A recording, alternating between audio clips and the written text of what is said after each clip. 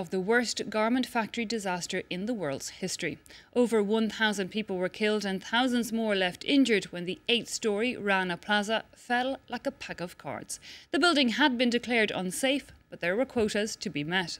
The Rana Plaza complex collapse was the third deadly incident in 6 months in the Indian industry, and it was big enough to finally prompt authorities and Western companies, who are the main clients, to plan improvements.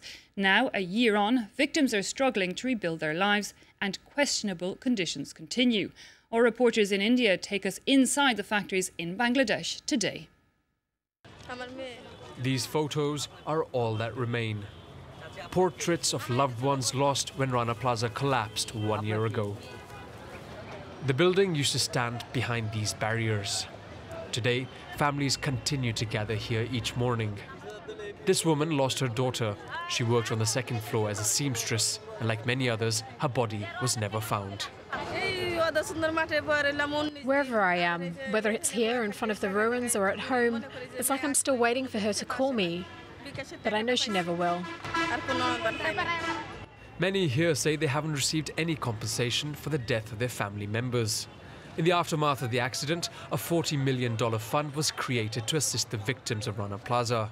But only half the money has been distributed so far. My daughter's body has been returned to us, but we've yet to receive any compensation. If the government gave me that money, I could at least stay home and take care of my other children. On the 24th of April in 2013, the 8-storey Rana Plaza collapsed and led to the death of more than 1,100 textile workers.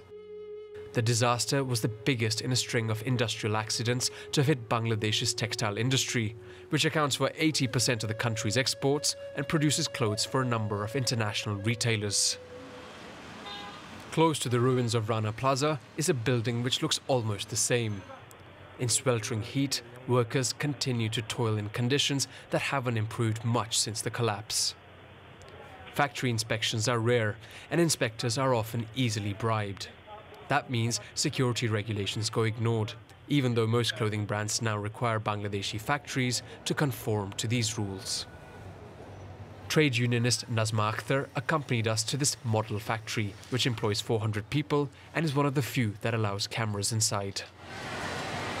Compared to like 2 years back to now, this factory is quite good, but I don't think it is enough or sufficient for our safety and protection for the workers. Fire extinguishers, clearly labelled exits. Improvements that have been made under the landmark Fire and Safety Accord signed after Rana Plaza between the Bangladeshi government and retailers. But even here, Nazma identifies a number of defects, such as these badly installed lights.